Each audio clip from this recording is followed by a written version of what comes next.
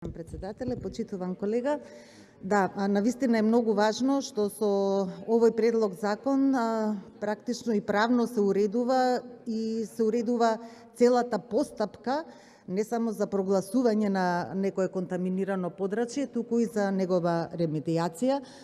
Во потполно се согласувам дека не е доволно само некоја дива депонија, така како што ги велиме народно,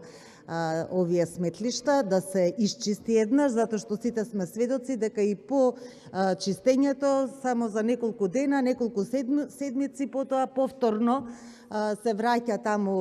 отпадот и пак се претвара во депонија, што секако не е добро ни од аспект на животната средина, ни од аспект на здравјето на граѓаните, а и финансиски не е одржливо, бидејќи постојано се доведуваме во ситуација и општините и градот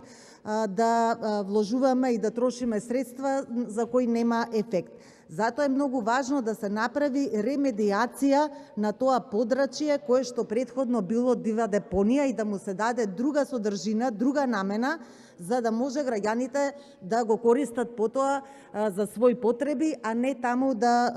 повторно, нелегално да се одложува смет. И секако, тука е многу важна инспекцијата, бидејќи и на локално ниво инспекторите и од Државниот инспекторат, значи можат да постапуваат и да ги санкционираат, затоа што е тоа прекршок,